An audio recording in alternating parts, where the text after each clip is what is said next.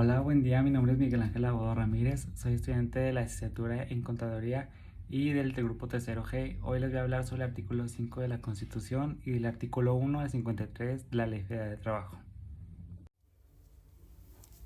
Ya como dije anteriormente, hoy voy a presentar la Ley Federal del Trabajo y el artículo 5 constitucional.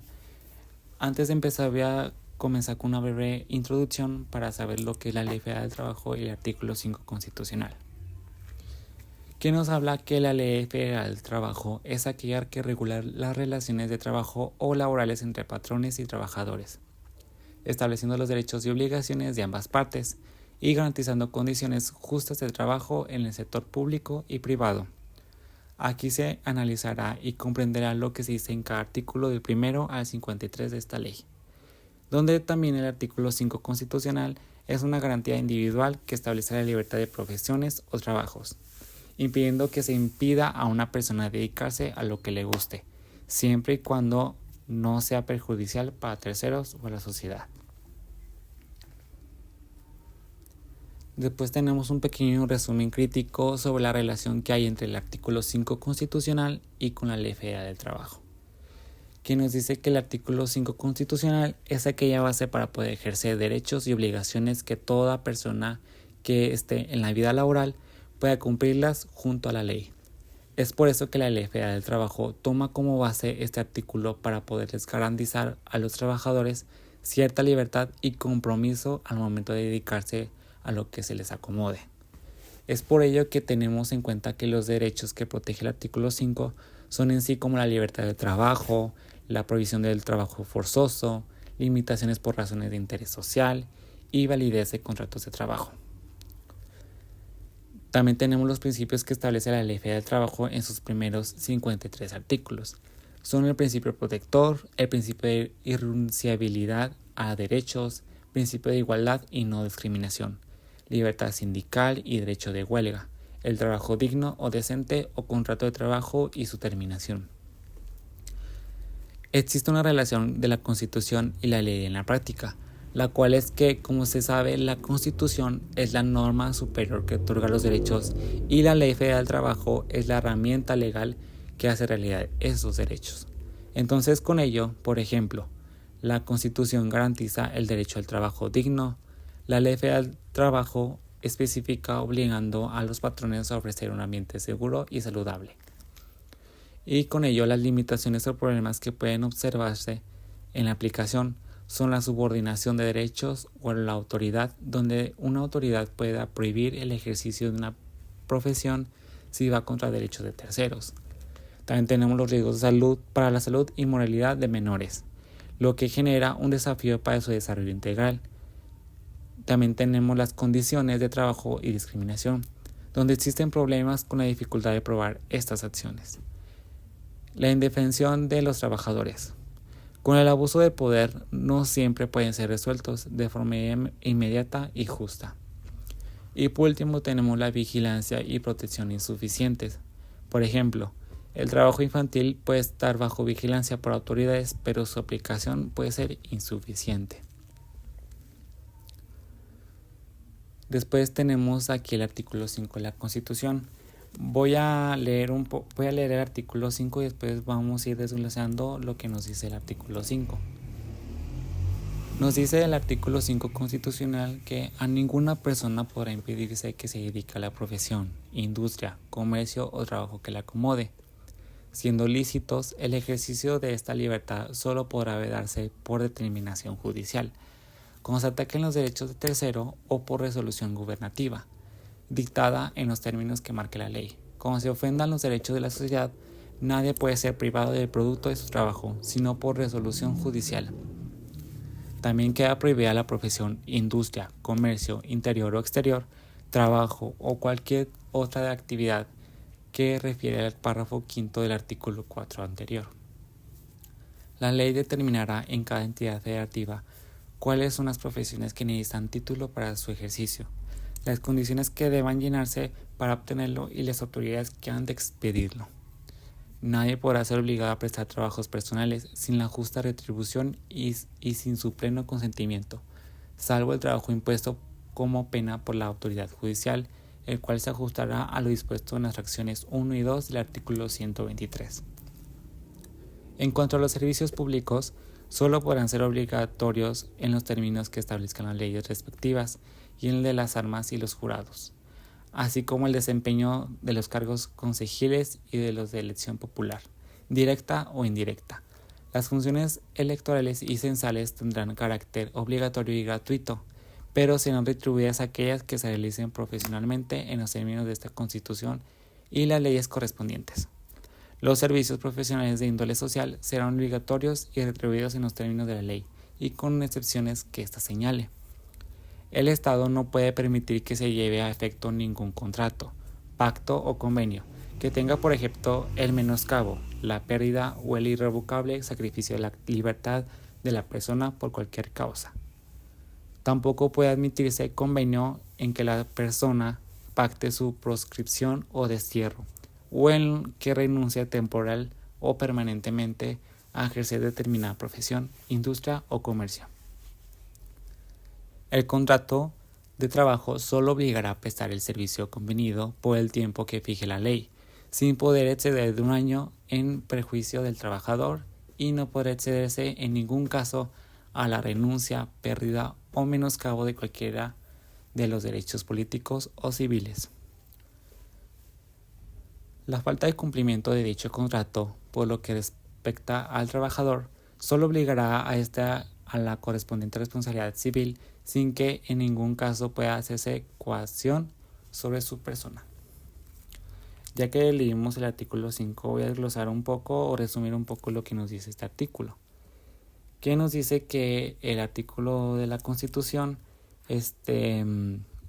nos da como la libertad de profesión y trabajo, donde toda persona puede elegir libremente en qué se quiere dedicar a la profesión, industria, comercio o trabajo que se le acomode, siempre y cuando sean lícitos. Por ejemplo, si una persona quiere poner una verdurería, puede hacerlo sin que nadie se lo pida, siempre y cuando cumpla con la ley. También nos habla sobre restricciones judiciales y gubernativas, ya que aunque exista una libertad de trabajo, el Estado puede poner reglas para proteger la salud, la seguridad y los derechos de la sociedad. Las restricciones tienen que estar basadas por la ley. Por ejemplo, si una persona está traficando y vendiendo drogas, está afectando la salud y seguridad de la sociedad, lo cual está prohibido, o bien también si un contador no tiene su título universitario y cédula y ejerce, puede perjudicar a la sociedad y a las personas que lo contraten. Es por eso que también tenemos la protección del producto del trabajo, ya que nadie puede ser privado del producto del trabajo sin ninguna resolución judicial. Eso significa que los productos de trabajo están protegidos por la ley y solo pueden ser confiscados a través de un proceso judicial. La importancia de este artículo es crucial porque protege la libertad laboral y profesional de todos los mexicanos. Permite que cada persona elija su camino profesional y trabaje en lo que se desee, promoviendo así la realización personal y profesional. También está de la mano con los derechos laborales, ya que es esencial la libertad para que tengan un desarrollo económico personal y para obtener oportunidades mejores los trabajadores. Así también para obtener un equilibrio entre la libertad individual y el respeto a los derechos de la comunidad. Y con la protección judicial, donde se garantiza que los trabajadores no sean despojados de sus ganancias injustamente y cualquier tema relacionado con su trabajo sea resuelta a través de un proceso judicial adecuado. Después tenemos el artículo 1 de la presente ley, que nos dice primeramente que la presente ley es de observancia general en toda la República y rige las relaciones de trabajo comprendidas en el artículo 123, apartado A de la Constitución. ¿Y qué nos quiere decir esto? Nos quiere decir que este artículo nos habla que esta ley es aplicable para todo México, sin importar el estado, municipio o empresa, ya que ninguna empresa, entidad o trabajador podrá deslindarse o poner excusa para incumplir con esta ley. Por ejemplo, dos empresas, una de Guanajuato y otra de Quintana Roo. Las dos tienen que cumplir con la Ley Federal del Trabajo, como son las reglas establecidas de esta ley.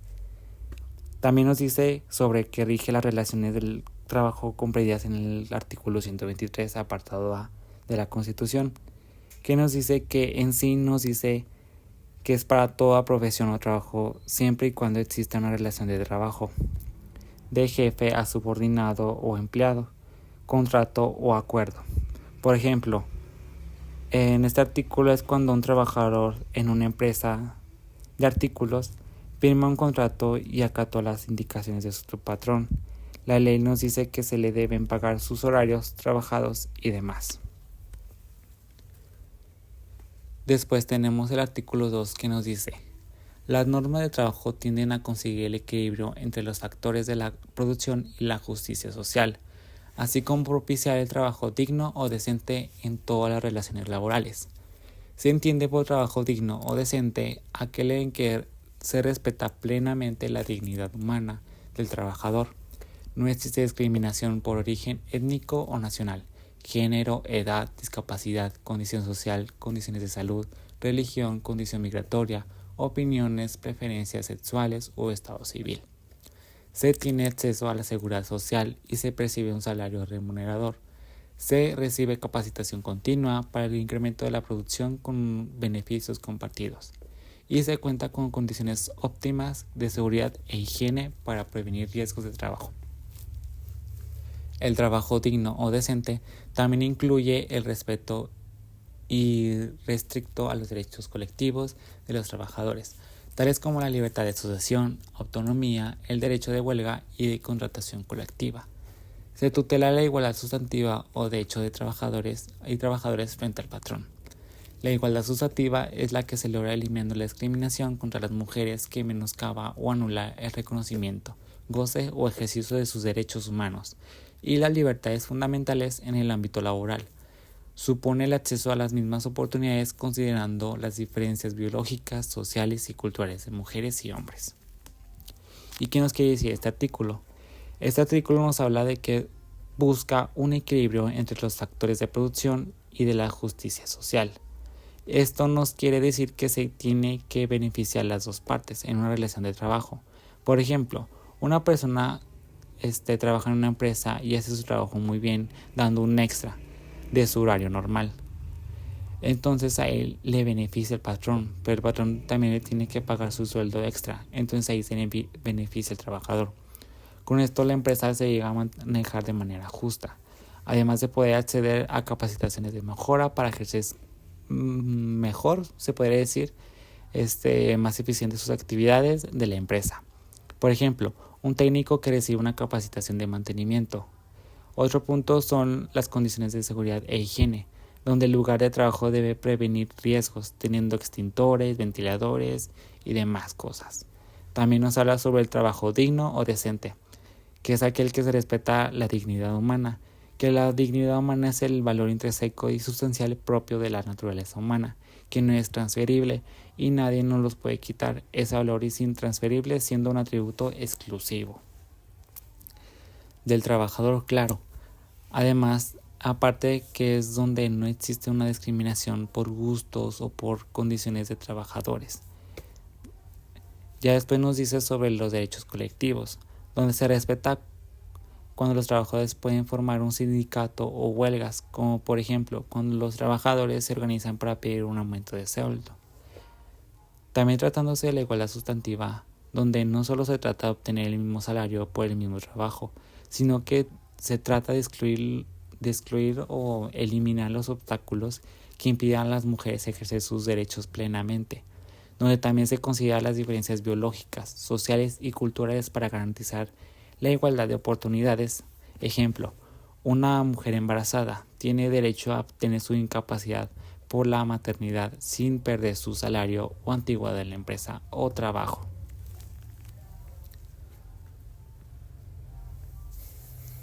Después pasamos con el artículo 3, que nos dice que el trabajo es un derecho y un deber social. No es un artículo de comercio y exige respeto para las libertades y dignidad de quien lo presta, así como el reconocimiento o las diferencias entre mujeres y hombres, para obtener su igualdad ante la ley. Debe efectuarse en condiciones que aseguren la vida digna y la salud para los trabajadores y los familiares dependientes. No podrán establecerse condiciones que impliquen discriminación entre los trabajadores por motivo de origen étnico o nacional, género, edad, discapacidad, condición social, condiciones de salud, religión, condición migratoria, opiniones, preferencias sexuales, estado civil o cualquier otro que atente contra la dignidad humana. No se consideran discriminatorias las distinciones, exclusiones o preferencias que se sustenten en las calificaciones particulares que exija una labor determinada. Es de interés social garantizar un ambiente laboral libre de discriminación y de violencia, promover y vigilar la capacitación, el adiestramiento, la formación para que en el trabajo la certificación de competencias laborales, la productividad y la calidad en el trabajo, la sustentabilidad ambiental, así como los beneficios que ésta deben generar tanto a los trabajadores como a los patrones. ¿Y qué nos quiere decir este artículo? Nos quiere decir que el trabajo es un derecho y deber social, lo que lleva a la dignidad sustantiva, que es el principio que protege al género para que hubiese igualdad y no discriminación. Donde el trabajo es un medio para el desarrollo integral, donde el trabajo no es un bien comercial, sino que es una actividad humana que se merece respeto pleno. Además de que se debe permitir la sobrevivencia y bienestar para el trabajador y su familia. Por ejemplo, un empleado no puede exigir que un trabajador realice tareas humillantes o que violen sus derechos para maximizar ganancias. Además, que un trabajador de construcción debe usar casco, arnés, botas para prevenir accidentes y además de que no se cuenta como discriminación cuando un chofer no tiene su certificado de manejo, debido a que es indispensable para el trabajo y así no podría ejercer.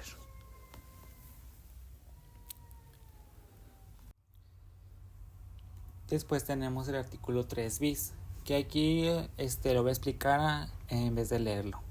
Donde dice que este artículo 3 bis nos habla sobre el hostigamiento y el acoso sexual, donde el hostigamiento es cuando se ejerce un poder sobre su mando, de un superior a un inferior, donde afecta su libertad y dignidad. Ejemplo, cuando un jefe obliga a un trabajador a realizar tareas personales ajenas al trabajo, bajo amenaza o sanción. Y después tenemos el acoso sexual, que es donde en la relación no hay subordinación y puede suceder entre trabajadores y subordinados. Por ejemplo, un compañero de trabajo hace comentarios sexuales inapropiados, envía mensajes con contenidos sexuales o intenta tener un beneficio físico sexual inapropiado.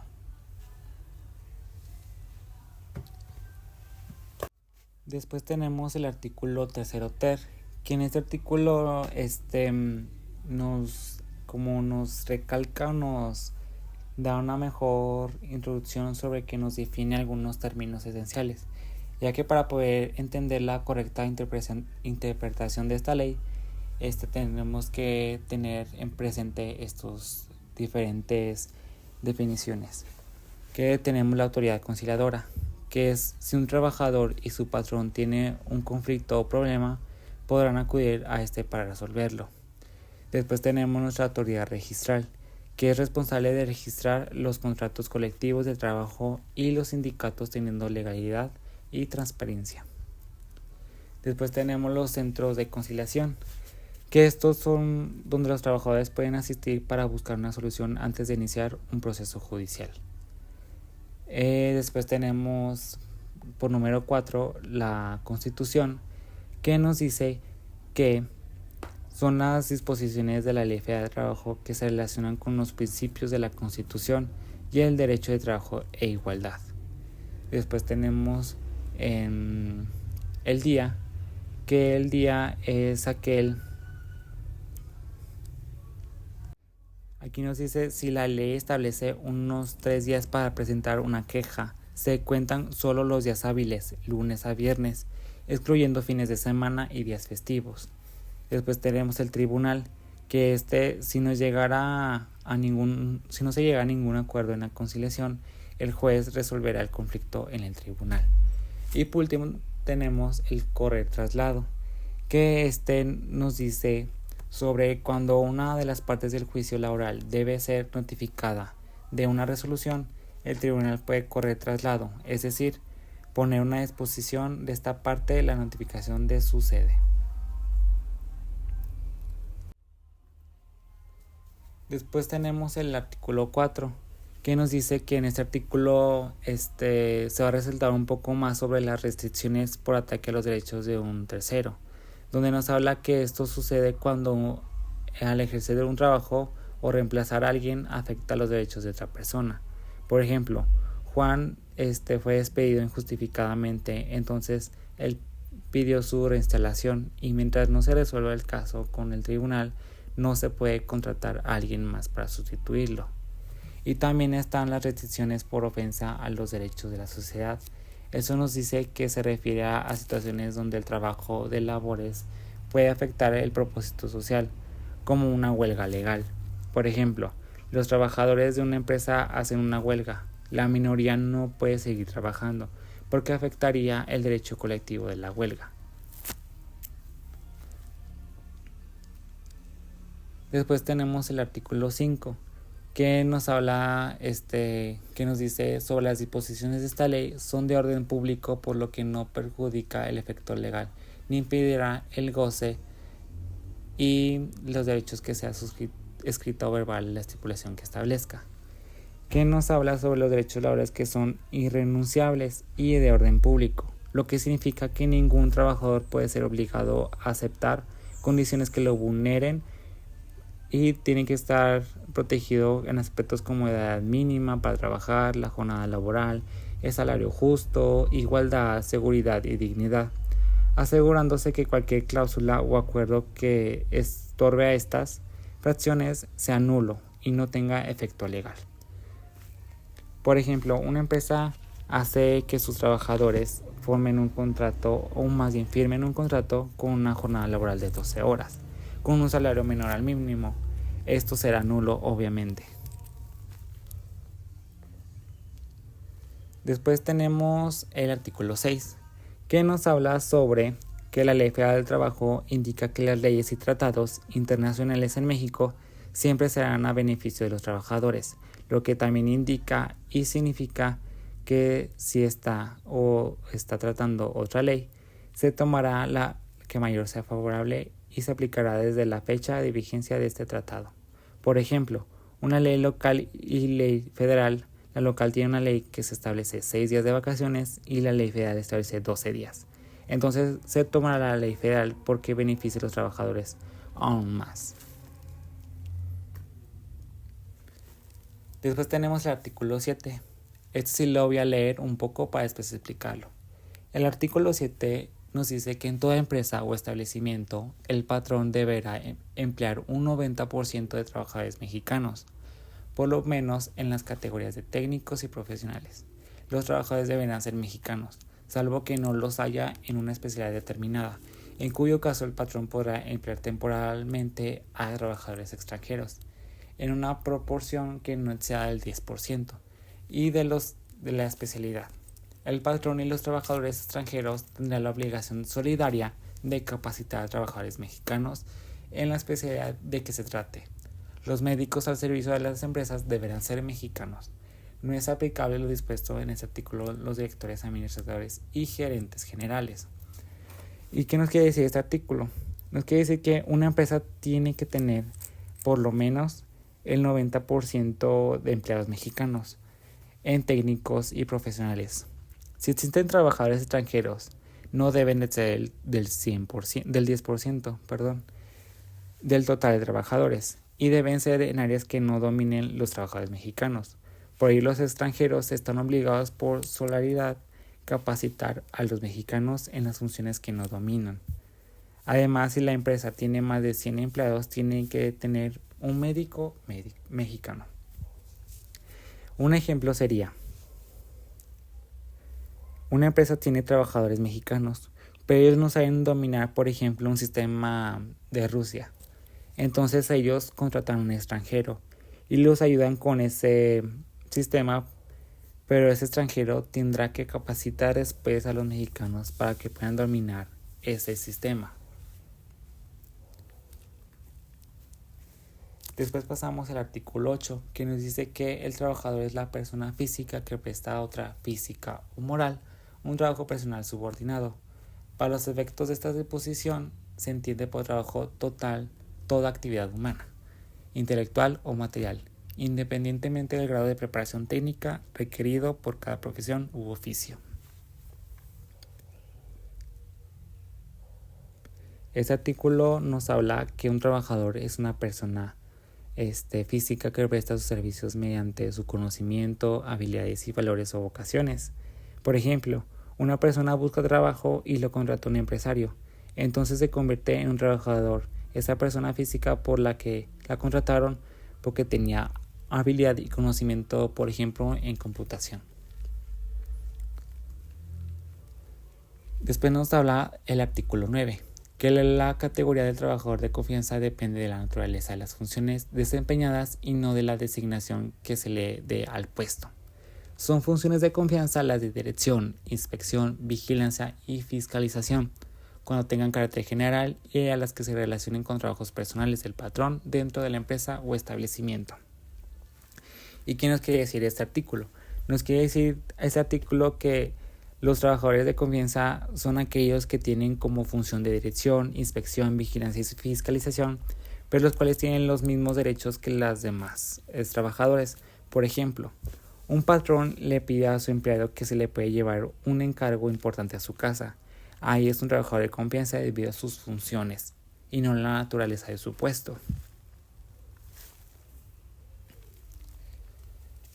El artículo 10 nos dice: patrón es la persona física o moral que utiliza los servicios de uno o varios trabajadores. Si el trabajador, conforme a lo pactado o a la costumbre, utiliza los servicios de otros trabajadores, el patrón de aquel lo será también de estos. ¿Y qué nos quiere decir este artículo? Nos quiere decir que el patrón puede ser una persona física o moral que utiliza los servicios de los trabajadores a cambio de una remuneración hacia los trabajadores. Por ejemplo, en una empresa de zapato, el patrón utiliza el trabajo de sus empleados para crecer en su empresa y económicamente, a cambio de que este patrón les paga un salario. Después tenemos el artículo 11, que nos dice que los directores, administradores, gerentes y demás personas que ejercen funciones de dirección o administración en la empresa o establecimiento serán considerados representantes del patrón, y en tal concepto lo obligan en sus relaciones con los trabajadores. Este artículo nos dice que los trabajadores que ejerzan las funciones de directivos, administradores y gerentes son representantes del patrón. Por ejemplo, un contador al momento de firmar un estado financiero se vuelve representante debido a que ese estado financiero representa la situación de la empresa. ¿Eso quiere decir? O sea, el trabajador, al patrón. Después tenemos el artículo 12, que nos dice que queda prohibida la subcontratación de personal, entendiéndose esta cuando una persona física o moral proporciona o pone a disposición trabajadores propios en beneficio de otra. Las agencias de empleo o intermediarios que intervienen en el proceso de contratación de personal podrán participar en el reclutamiento, selección y entrenamiento y capacitación, entre otros. Estas no se consideran patrones, ya que este carácter lo tiene quien se beneficia de los servicios. Entonces, este artículo nos quiere decir que la subcontratación es cuando una persona contrata a ciertos trabajadores para realizar diversas actividades por cuenta del contratista utilizando sus propios trabajadores, ya que queda prohibida porque hay empresas que cuando contratan trabajadores los ponen a nombre de otra empresa para no pagar sus obligaciones. Por ejemplo, en un negocio se contratan a ciertos vendedores, la empresa los registra a nombre de otro como administradores. Con ello la tienda no les da sus prestaciones aunque sean trabajadores. Es por ello que está prohibido y la tienda los tiene que contratar directamente.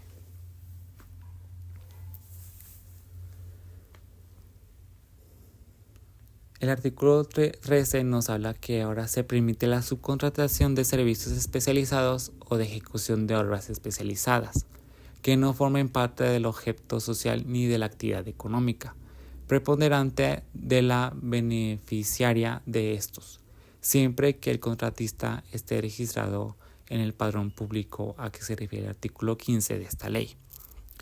Los servicios u obras complementarias o compartidas prestadas entre empresas de un mismo grupo empresarial también serán considerados como especializados siempre y cuando no formen parte del objeto social ni de la actividad económica preponderante de la empresa que los reciba. Se entenderá por grupo empresarial lo establecido en el artículo 2, fracción 10 de la Ley del Mercado de Valores. Este artículo nos habla de cuando si permite la subcontratación es cuando los trabajos o servicios que vayan a contratar no tengan que ver con el giro de la empresa, pero los trabajos especializados como servicios sí. Por ejemplo, un restaurante no puede subcontratar a un cocinero porque ese es el giro de la empresa, pero sí puede contratar trabajadores de limpieza porque ellos no son el giro de la empresa. Después tenemos el artículo 14, que nos dice que la subcontratación de servicios especializados o de ejecución de obras especializadas deberán formalizarse mediante contrato por escrito en el que se señale el objeto de los servicios a proporcionar o las obras a ejecutar, así como el número aproximado de trabajadores que participarán en el cumplimiento de dicho contrato. La persona física o moral que subcontrate servicios especializados o la ejecución de obras especializadas con una contratista que incumpla con las obligaciones que deriven de las relaciones con sus trabajadores, sea responsable y solidaria en relación con los trabajadores utilizados para dichas contrataciones. En este artículo se menciona que cuando se permita la subcontratación se debe tener un contrato por escrito donde se especifique el servicio que se realice y cuántos trabajadores serían. Por ejemplo, la empresa de zapatos antes mencionada contrata a una empresa para servicios de limpieza. Esa empresa deberá firmar un contrato donde diga el servicio y, por ejemplo, que 8 personas son las que realizarán el servicio. Después tenemos el artículo 15, que nos dice que las personas físicas o morales que proporcionen los servicios de subcontratación deberán contar con un registro ante la Secretaría del Trabajo y Previsión Social. Para obtener el registro deberá acreditar estar al corriente de sus obligaciones fiscales y de seguridad social. El registro a que se hace mención este artículo deberá ser renovado cada 3 años. La Secretaría del Trabajo y Previsión Social deberá pronunciarse respecto a la solicitud de registro dentro de los 20 días posteriores a la recepción de la misma. De no hacerlo, los solicitantes podrán requerirla para que dicte la resolución correspondiente. Dentro de los 3 días siguientes a la presentación del requerimiento, transcurrió dicho plazo sin que se notifique la resolución, se tendrá por efectuado el registro para los efectos legales a que se dé lugar. La Secretaría del Trabajo y Previsión Social negará o cancelará en cualquier tiempo el registro de aquellas personas físicas o morales que no cumplan con los requisitos previstos por esta ley. Las personas físicas o morales que obtengan el registro a que se refiere este artículo quedarán inscritas en un padrón que deberá ser público y estar disponible en un portal de Internet. La Secretaría del Trabajo y Previsión Social expedirá las disposiciones de carácter general que determinen los procedimientos relativos al registro a que se refiere este artículo. Ya que este artículo nos dice que las personas que den servicios de subcontratación deben estar registrados ante la Secretaría del Trabajo y Previsión Social. Para obtener este registro deberán comprobar que no tienen adeudos y obligaciones fiscales y estar al corriente en todas las obligaciones de seguridad social, donde el registro tendrá que renovarse cada 3 años y si la Secretaría no responde a la solicitud, se entiende que el registro es aprobado automáticamente. Además que la Secretaría puede negar o cancelar el registro. Por ejemplo, una empresa industrial da su servicio a las empresas, deberá estar registrado en la Secretaría de Trabajo y Previsión Social, donde muestre que paga impuestos y tiene sus trabajadores registrados en el Seguro Social. El artículo 16 nos habla que para los efectos de la norma de trabajo se entiende por empresa la unidad económica de producción o distribución de bienes o servicios y por establecimiento la unidad técnica que como sucursal, agencia u otra forma semejante sea parte integrante y contribuya a la realización de los fines de la empresa. Este artículo nos dice que sobre la empresa es una organización que se dedica a producir bienes y servicios y el establecimiento son las sucursales que tiene la empresa. Parte física de la empresa como parte estructural de la empresa. Por ejemplo, una tienda de zapatos. El artículo 17 nos dice: a falta de disposición expresa en la Constitución, en esa ley o en sus reglamentos o en los tratados a que se refiere el artículo 6, se tomarán en consideración sus disposiciones que regulen casos semejantes, los principios generales que deriven de dichos ordenamientos, los principios generales de derecho, los principios generales de justicia social que derivan del artículo 123 de la Constitución, la jurisprudencia, la costumbre y la equidad. En este nos habla que a falta de disposiciones expresas en una ley o tratado internacional, se recurrirán a los principios generales que se deriven de dichos ordenamientos, los principios generales de derecho, los principios de justicia social del artículo 123 constitucional,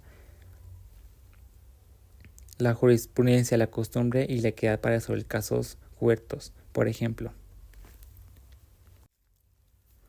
una trabajadora que acaba de ser madre y realiza sus labores desde casa, ella solicita a su empleador los 2 descansos diarios de media hora para alimentar a su bebé, como lo establece la Ley Federal de Trabajo. El empleador se niega, argumentando que esta prestación solo aplica para quienes laboran de manera presencial. La Ley Federal del Trabajo no tiene una disposición específica para el teletrabajo en este caso. Sin embargo, la autoridad laboral recurre al artículo 17 para aplicar el principio general de justicia social y el principio protector. Se decide a favor de la trabajadora, argumentando que la ley busca proteger a la madre y al recién nacido sin importar el lugar donde se preste el servicio.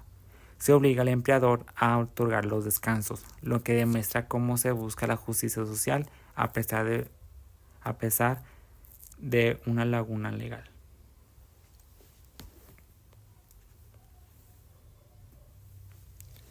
Después tenemos el artículo 18, que nos dice: en la interpretación de las normas de trabajo se tomarán en consideración sus finalidades señaladas en los artículos 2 y 3. En caso de duda, prevalecerá la interpretación más favorable al trabajador. Por ejemplo, un trabajador por proyecto es contratado con un contrato que especifica que su periodo vacacional es de 6 días laborales, después de cumplir un año. Sin embargo, no aclara si se le pagará una prima vacacional sobre los salarios devengados durante ese periodo. Al haber una duda si la prima vacacional aplica, la autoridad laboral debe interpretar la Ley Federal del Trabajo en el sentido más favorable del trabajador. Por lo tanto, se aplicará el porcentaje de prima vacacional que estipula la ley de forma general, por ejemplo, un 25%. Garantizando el derecho del trabajador a recibir ese beneficio aunque el contrato no lo especifique. El artículo 19 nos dice que todos los actos y actuaciones que se relacionen con la aplicación de las normas de trabajo no causarán impuesto alguno. ¿Y qué nos quiere decir esto? Que establece que los actos y actuaciones relacionados con la aplicación de las normas de trabajo no causarán ningún impuesto alguno, lo que significa que los documentos, contratos y procedimientos necesarios para aplicar la ley laboral están libres de impuesto como el ICR o IVA, siempre que estén relacionados con su función. Por ejemplo, una empresa ofrece programas de capacitación para que sus empleados adquieran nuevas habilidades. Esto puede ser promovido y supervisado por el Estado bajo el artículo 19, ya que genera beneficios tanto para los trabajadores que en su desarrollo profesional como para el patrón en su mayor productividad. Y pasamos al título 2, que son las relaciones individuales de trabajo, capítulo 1, disposiciones generales.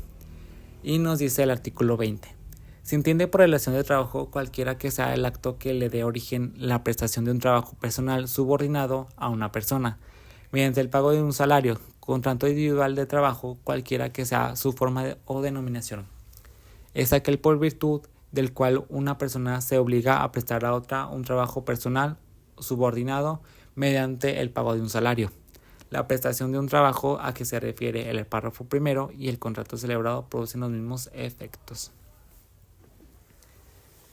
Nos dice este artículo que es una relación de trabajo estableciendo que existe una persona que representa un trabajo personal subordinado a otra, a cambio de un pago de un salario. Por ejemplo, una recepcionista trabaja en una empresa que recibe un salario y sigue las instrucciones del gerente sobre cómo manejar llamadas y tareas administrativas. Pasamos al artículo 21, que nos dice que se presume la existencia del contrato y de la relación de trabajo entre el que presta un trabajo personal y el que lo recibe. ¿Qué nos quiere decir esto? Que establece la presunción de la existencia del contrato y de la relación laboral entre quien presta un servicio personal y quien lo recibe. El contrato es por escrito. Por ejemplo, un trabajador comienza a laborar en un negocio en el cual se realiza la existencia del contrato. El artículo 22 dice que los mayores de 15 años pueden prestar libremente sus servicios con las limitaciones establecidas en esta ley. Los mayores de 15 y menores de 16 necesitan autorización de sus padres o tutores y a falta de ellos del sindicato a que pertenezcan, del tribunal, del inspector del trabajo o de la autoridad política. Los menores trabajadores deben percibir el pago de sus salarios y ejercitar en su caso las acciones que le correspondan. Esto nos dice que, por ejemplo, una joven de 16 años que está cursando la secundaria podrá trabajar en una papelería si demuestra que sus áreas de trabajo no interfieren con sus estudios y obtiene la autorización de una autoridad laboral o de sus padres o tutores. El artículo 23 nos dice que queda prohibido el trabajo de menores de 15 años que trabajen fuera de su círculo familiar. Si se detecta esa situación, la autoridad laboral ordenará el cese de labores y sancionará al patrón con una multa. También establece que no se debe permitir el trabajo de menores de 18 años en actividades peligrosas o que afecten su desarrollo integral, incluso dentro de la industria familiar, y que los menores en autoconsumo dentro de su círculo familiar tienen derecho a educación básica. Por ejemplo, un menor de 13 años está ayudando en una tienda de zapatos después de la escuela. Si las autoridades laborales se enteran, podrían visitar el establecimiento y ordenar que el niño no trabaje más en ese lugar y se aplicarán sanciones al dueño. Después tenemos el artículo 24, que nos dice que las condiciones de trabajo deben hacerse constar por escrito cuando no existan contratos colectivos aplicables. Se harán 2 ejemplares por lo menos, de los cuales uno se queda en poder de cada parte. Esto nos dice que, por ejemplo, imagina que Omar empieza a trabajar como repartidor en una empresa pequeña. No hay contrato colectivo que aplique a su puesto. El salario y las responsabilidades se le entregarán 2 copias del contrato a Ana, por ejemplo, una para ella y otra se quedará en la empresa. Si el patrón entrega ese contrato a Omar, posiblemente surge el conflicto laboral. Omar podrá reclamar que el contrato fue firmado por el patrón. Después tenemos el artículo 25 que nos dice que donde se establecen los elementos esenciales que el contrato de trabajo debe contener por escrito, incluyendo datos generales del trabajador y el patrón, tipo de relación laboral, servicio y lugares de trabajo, duración de la jornada, forma y monto del salario, día y lugar de pago, capacitación, vacaciones, días de descanso y la designación de beneficiarios para el pago de prestaciones en caso de su fallecimiento. Por ejemplo, María y la empresa de la Cremería del Pueblo proporcionan sus datos completos. Es por tiempo indeterminado de que María trabajará indefinidamente en la tienda. María se dedicará a la atención al cliente y el cobro de mercancía. La tienda Cremería del Pueblo, ubicada en la calle principal 123, trabajará 8 horas diarias, de lunes a sábado, 200 pesos diarios, y se le pagará quincenalmente los días 15 y el último día de cada mes. Se le capacitará en el manejo del punto de venta. Disfrutará de un día de descanso semanal y 12 días de vacaciones al año, según la Ley Federal de Trabajo. Después tenemos el artículo 26, que dice que la falta del escrito a que se refieren los artículos del 24 y 25 no priva al trabajador de los derechos que deriven de las normas de trabajo y de los servicios prestados, pues se imputará al patrón de esa formalidad. ¿Esto qué nos quiere decir? Que, por ejemplo, un trabajador laboró como repartidor durante 2 años sin contrato escrito. La empresa lo despidió sin motivo y se negó a pagarle la liquidación, argumentando que nunca existió una relación laboral formal.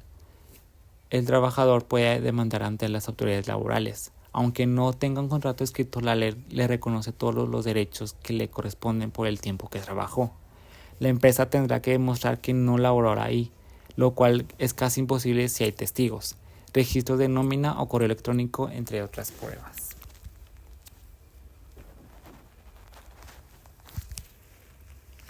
Después tenemos el artículo 27 que dice: si no se hubiese determinado el servicio o servicios que deban prestarse, el trabajador quedará obligado a desempeñar el trabajo que sea compatible con sus fuerzas, aptitudes, estado o condición, a que sea del mismo género de los que formen el objeto de la empresa o establecimiento. Ya que es importante destacar que un trabajador puede tener contratos con distintos empleadores, a menos de que haya pacto exclusivamente con uno solo. Por ejemplo, una empresa farmacéutica contrata a un auxiliar de laboratorio para tareas de control de calidad. La empresa puede asignarle al trabajador cualquier labor que sea compatible con su puesto, como la preparación de muestras o la toma de datos. Lo que no puede hacerse es obligarlo a realizar tareas que no tengan que ver con la calidad o el control del laboratorio, como la administración o las ventas.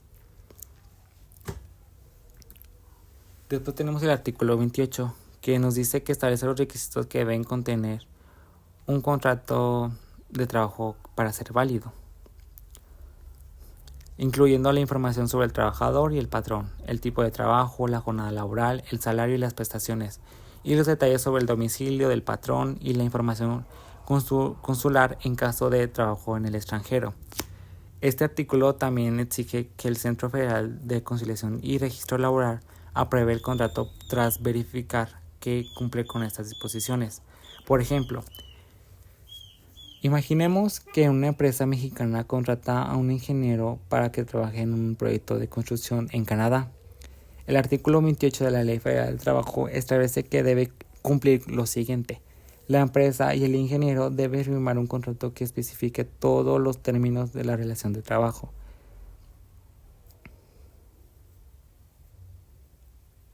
El contrato debe aclarar que la jornada laboral no excederá de las horas máximas permitidas por la Ley Federal del Trabajo y cómo se pagarán las horas extra. Se aplica. Se detallará el salario del ingeniero, la frecuencia con la que se le pagará, la moneda en que se recibirá. El contrato especificará claramente las funciones del ingeniero, como el diseño del plano, la supervisión de obras, y en que su lugar de trabajo será una planta de provincia de Alberta, Canadá, por ejemplo. El contrato debe asegurar al ingeniero el derecho a días de descanso y vacaciones, así como la capacitación necesaria para el trabajo en Canadá. Según lo establecido por la Ley Federal del Trabajo, el contrato se comparará con la Ley Federal del Trabajo para asegurar que no se vulneren derechos del trabajador mexicano. Aún así, la legislación canadiense ofrecerá condiciones diferentes. El artículo 28A nos dice que este artículo se aplicará a trabajadores mexicanos que son contratados en México para trabajar en otro país por un tiempo específico, siempre y cuando el gobierno de México y el gobierno extranjero tengan de acuerdo para ello. Por ejemplo, sería el de un trabajador agrícola mexicano que es contratado para trabajar temporalmente en una empresa agrícola en Canadá bajo un acuerdo gubernamental entre México y Canadá. El trabajador es reclutado en su comunidad de origen en México y firma un contrato para laborar durante la temporada de cosecha en Canadá. El contrato debe detallar las condiciones laborales acordadas entre ambos gobiernos. Después tenemos el artículo 28b bis, que nos dice que este artículo se enfoca en la prestación de los derechos de los trabajadores mexicanos que son reclutados en México para un empleo en el extranjero. Las agencias de colocación son las principales responsables de cumplir con estas disposiciones. Por ejemplo, una agencia de colocación en México recluta a un trabajador para laborar en Estados Unidos. No informa al trabajador que debe obtener una visa de trabajo específica, ni le proporciona información sobre el consulado mexicano en caso de algún problema. Si el trabajador es detenido al intentar ingresar a Estados Unidos por no contar con la visa correcta, la agencia podrá ser sancionada por no cumplir con sus obligaciones. El artículo 29 nos dice que el principio central del artículo es proteger a los menores de edad de los riesgos y las condiciones vulnerables que podrían enfrentar al trabajar fuera del país.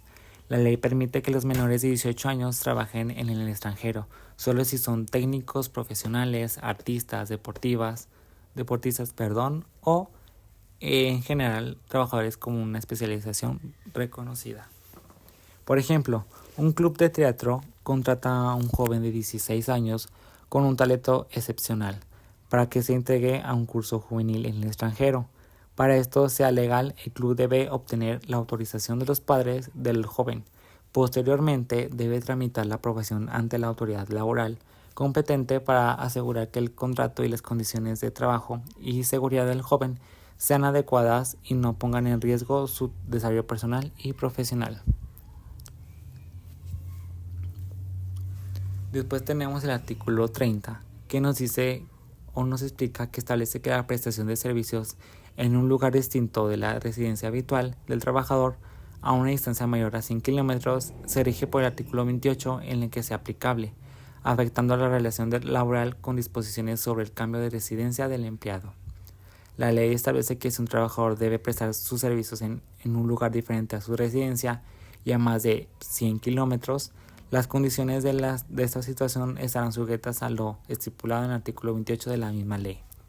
Esto significa que el patrón debe considerar las implicaciones de un cambio de residencia, como el transporte y la manutención, los cuales se regularán por el artículo 28.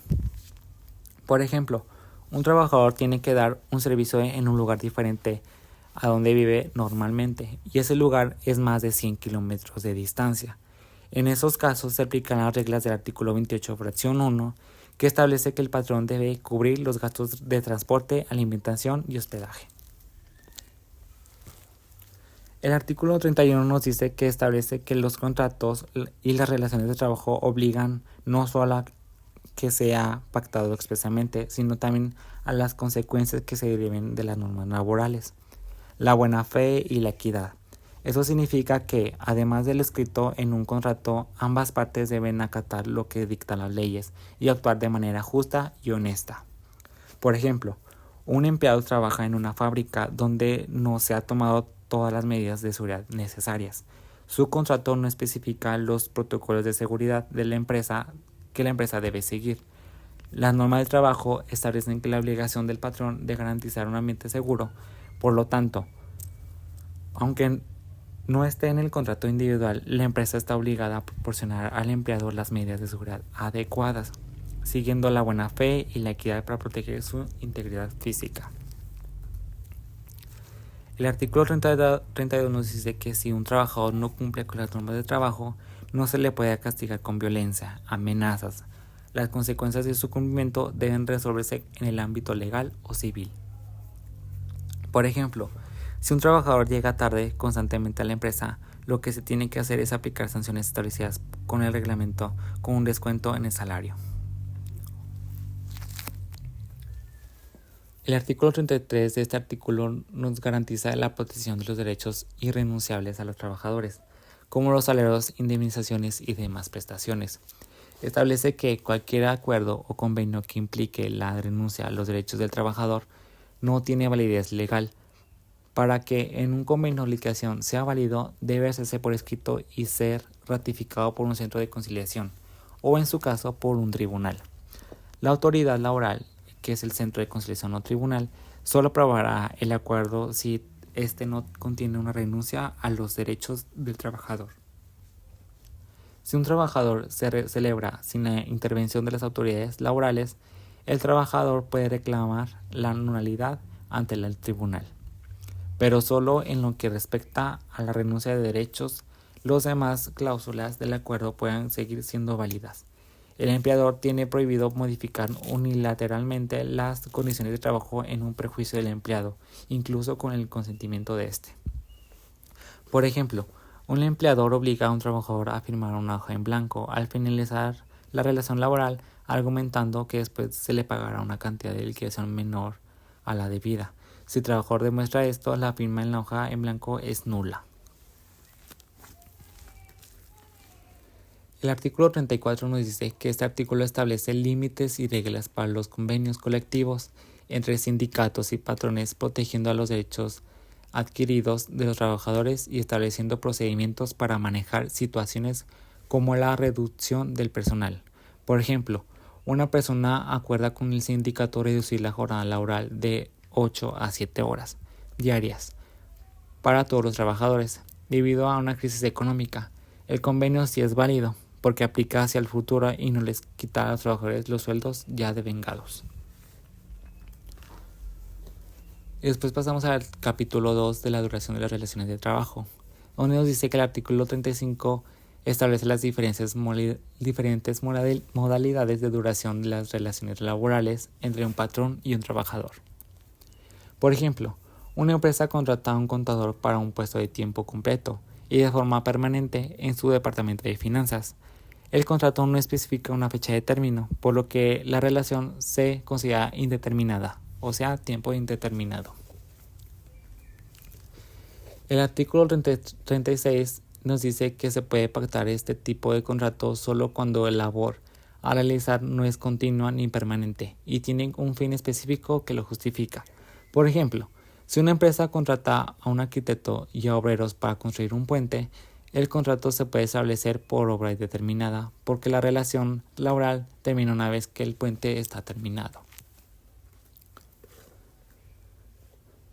El artículo 37 se refiere a los contratos de trabajo por tiempo determinado, estableciendo que este tipo de contrato solo puede ser utilizado cuando la naturaleza de los trabajos lo requiera y la jornada de trabajo sea específica para un proyecto o tarea, o cuando se busca sustituir a un trabajador por un periodo concreto, como una licencia de maternidad o una enfermedad profesional.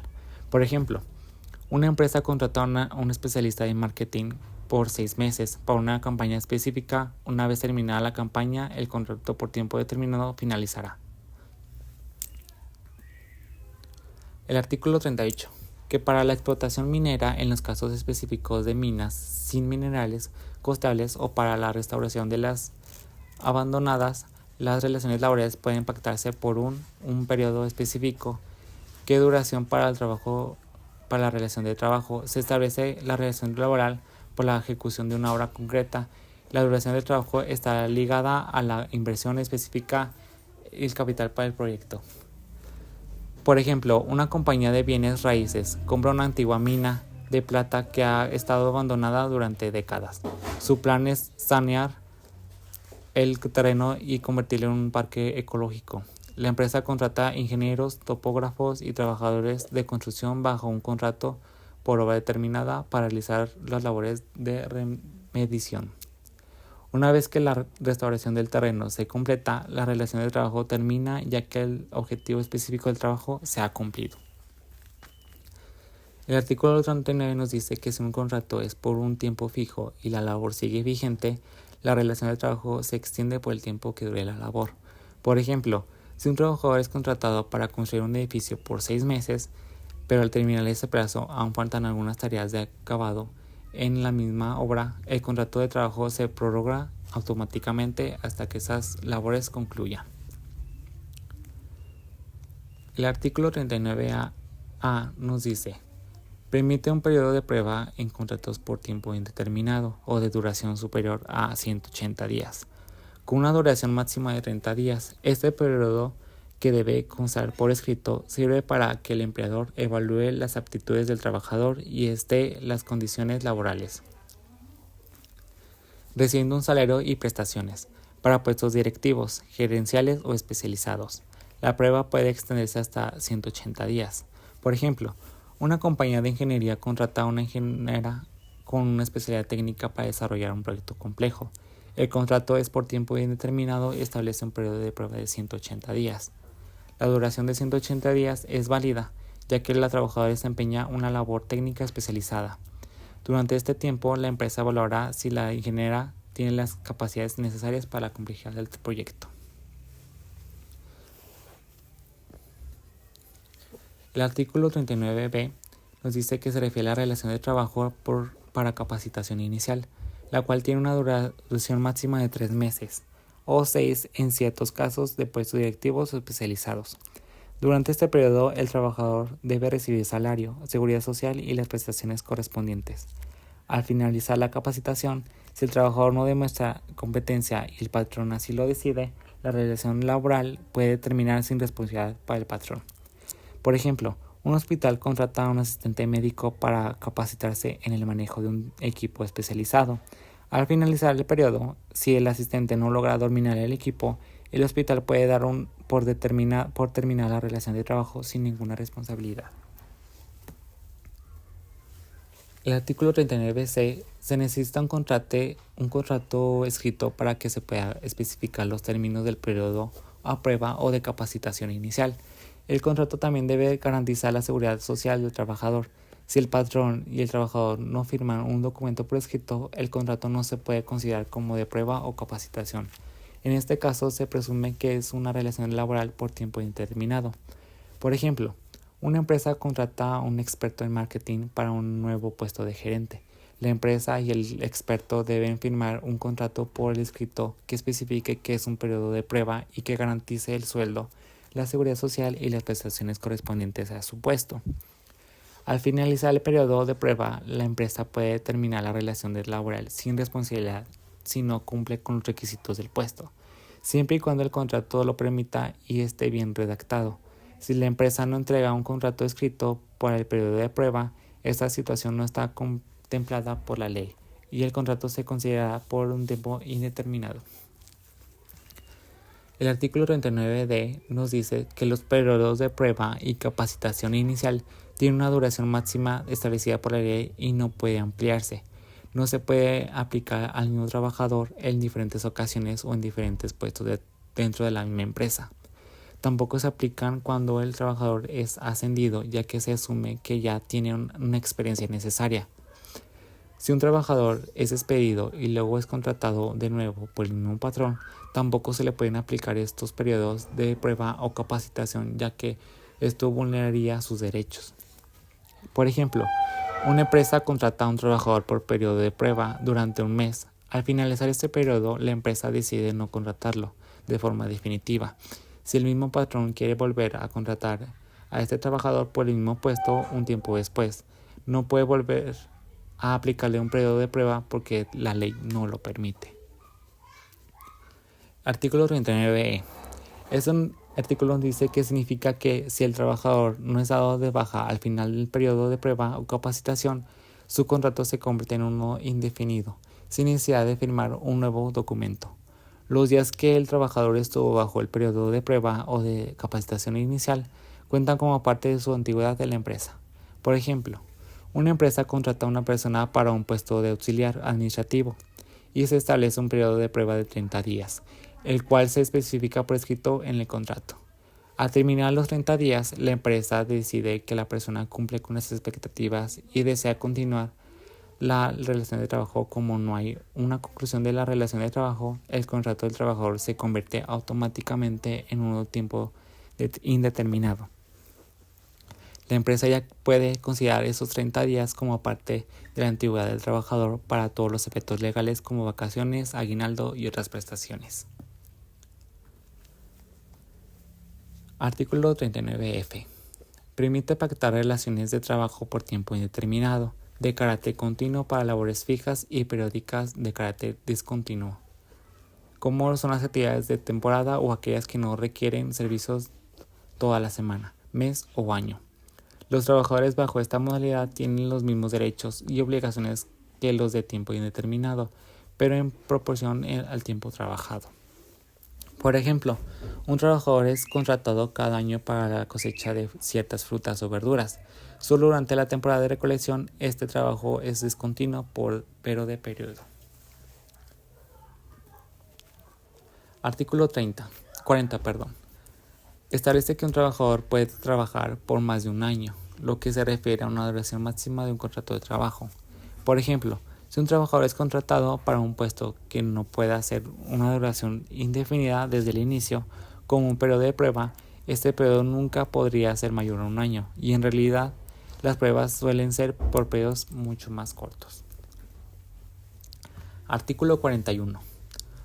Nos dice que cuando ocurre un patrón deja de operar un negocio y un nuevo patrón toma el control de la empresa, continuidad de los bienes que forman parte del negocio o establecimiento. La ley protege a los trabajadores asegurando que su contrato de trabajo no se ve afectado por la sustitución patronal. La empresa o el establecimiento sigue funcionando bajo un nuevo propietario, pero el vínculo laboral del empleado se mantiene. Tanto el patrón anterior como el nuevo son responsables de las deudas y obligaciones laborales, que son los salarios, prestaciones, etc., que existían antes de la fecha de la sustitución. Esta responsabilidad es por un periodo limitado. La responsabilidad solidaria del patrón sustituida dura hasta 6 meses, contados a partir de la fecha en que se notificó la sustitución al sindicato o a los trabajadores. La sustitución patronal no se considera válida si no hay una transferencia de los bienes que constituyen la empresa o el establecimiento al nuevo patrón. Por ejemplo, una empresa X se transfiere a otra nueva administración, una empresa Y. Todos los trabajadores laborales y las obligaciones previstas siguen vigentes. Los empleados de la empresa X ahora se convierten en empleados en la empresa Y. Si la empresa X debía un pago de utilidades a sus empleados antes de la transferencia, tanto la empresa X como la empresa Y son responsables de pagar esas utilidades dentro de los 6 meses posteriores a la notificación. Seguimos con el capítulo 3, que nos dice sobre la suspensión de los efectos de las relaciones de trabajo, donde está el artículo 42, que nos dice que establece causas de suspensión temporal de la relación laboral, la incapacidad temporal del trabajador, su arresto, la designación a cargos de elección popular, una contingencia sanitaria y la falta de disponibilidad de los materiales necesarios para la producción. Durante la suspensión, el trabajador no tiene que prestar servicios y el patrón no está obligado a pagar el salario, pero el vínculo laboral no se rompe. Por ejemplo, el trabajador padece una enfermedad contagiosa o sufre un accidente o enfermedad que le impida trabajar temporalmente. Se suspende la relación laboral sin responsabilidad para el patrón ni para el trabajador. Artículo 42 bis. Este artículo determina que, si se declara una contingencia sanitaria que implique la suspensión de labores, el patrón debe pagar una indemnización compensatoria a los trabajadores. Esta indemnización es equivalente a un día de salario mínimo general vigente por cada día que dure la suspensión, sin que este periodo pueda exceder de un mes.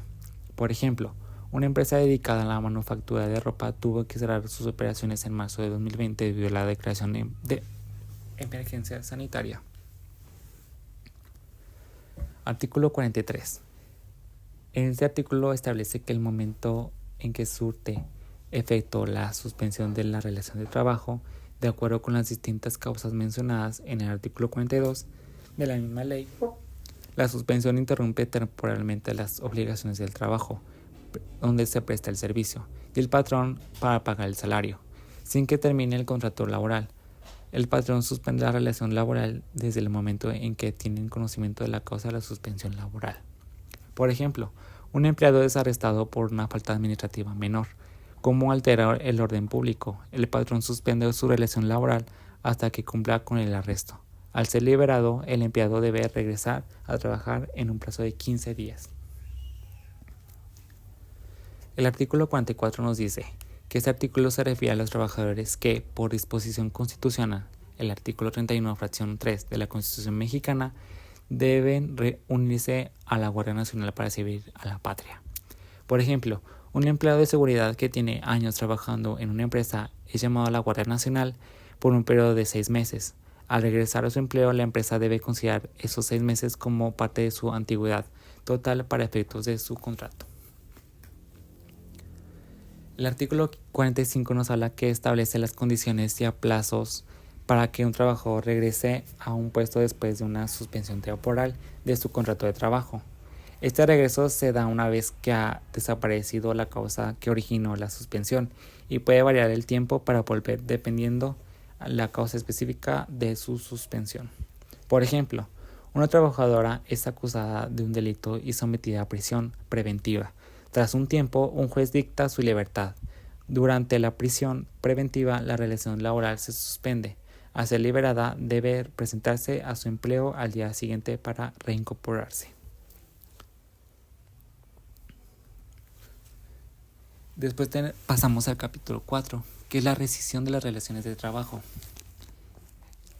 El artículo 46 nos dice que de la Ley Federal de Trabajo de México se refiere a las causas por las cuales una relación de trabajo puede ser rescindida, terminada, por el trabajo o el patrón, sin que esto genere responsabilidad para la parte que se retira o es despedida.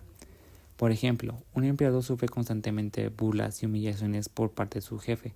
Puede rescindir el contrato alegando acoso laboral y solicitar una indemnización. El artículo 47 nos dice que esto significa que el patrón pueda despedir a un trabajador sin pagarle las indemnizaciones que corresponden a un despido injustificado. Por ejemplo, un trabajador presenta un certificado de estudios falsos o referencias inventadas para conseguir un puesto. El artículo 48 dice que establece el procedimiento y las consecuencias de un despido injustificado, permitiendo al trabajador elegir su reinstalación o una indemnización de 3 meses de salario. Además, si el patrón no demuestra la causa de la rescisión del contrato, el trabajador tiene derecho a recibir los salarios caídos, hasta un máximo de 12 meses, más intereses del 2% mensuales sobre 15 meses de salario si el juicio se prorroga.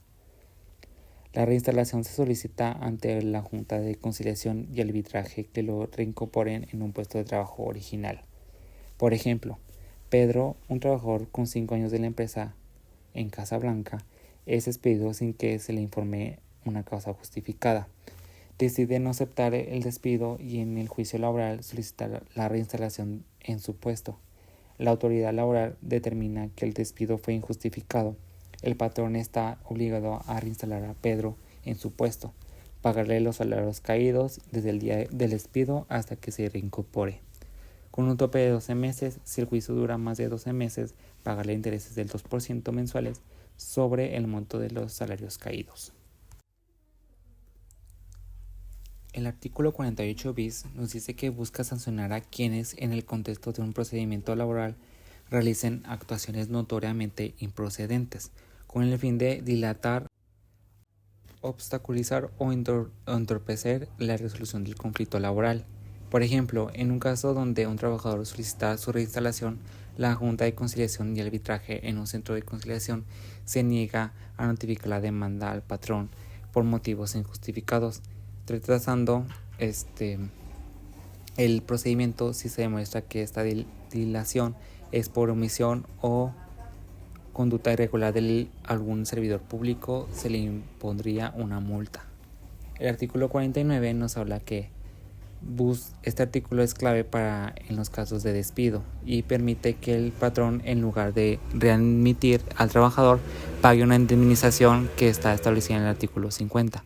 Por ejemplo, un gerente de una empresa es despedido por el patrón. Al ser considerado un trabajador de confianza, no tiene derecho a la reinstalación y la empresa solo deberá pagarle la indemnización correspondiente. El artículo 50 nos dice que se refiere a las indemnizaciones que correspondan al trabajador en un caso de un despido injustificado, estableciendo montos específicos según la duración del contrato y la antigüedad del trabajo, además de la indemnización de 3 meses de salario y el pago de salarios caídos. Por ejemplo, un trabajador tiene la antigüedad de 5 años de una empresa. Su empleador lo despide injustificadamente.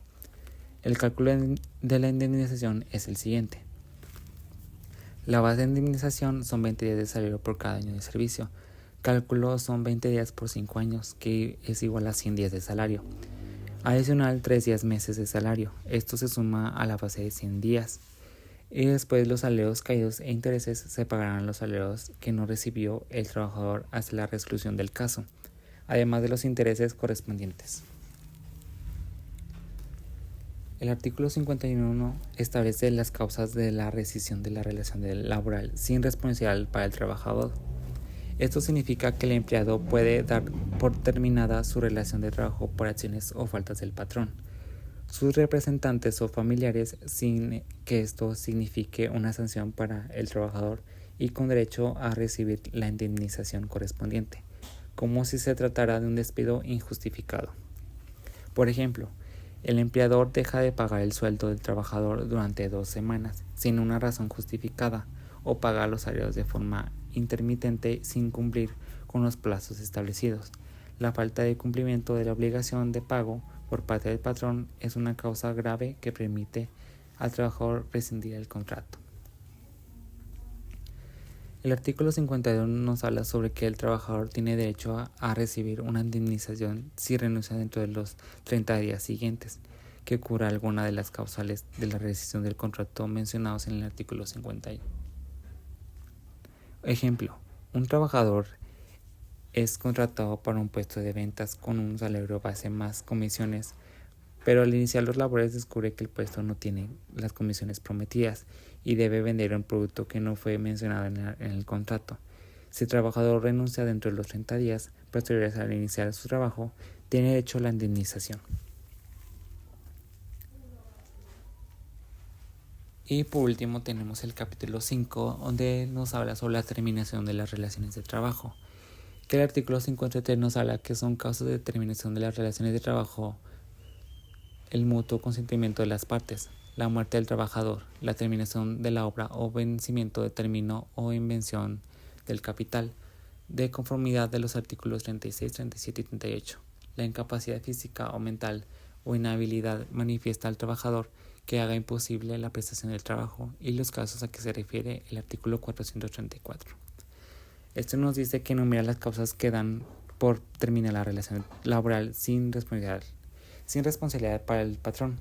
Por ejemplo, un empleado que planea mudarse de ciudad y su empleador, al ser informado, acuerda mutuamente la fecha de terminación. El acuerdo se formaliza por escrito firmando por ambos para evitar malentendidos. Y por último tenemos nuestra conclusión, que en muy pocas palabras, en conclusión, la Ley Federal del Trabajo y el artículo 5 constitucional se complementan para un bien común para los trabajadores. Así los trabajadores tengan un trabajo digno, decente, donde ellos mismos elijan a lo que se quieran dedicar siempre y cuando sean lícitos, donde se asegura que todo sea justo y con condiciones adecuadas para toda relación de trabajo, para así México tenga a sus personas con un gran desarrollo personal, gratificante y sustentable para el país, buscando siempre el bienestar y estabilidad sin espacios con explotación o no lícitos. Muchas gracias por su atención, esto es todo.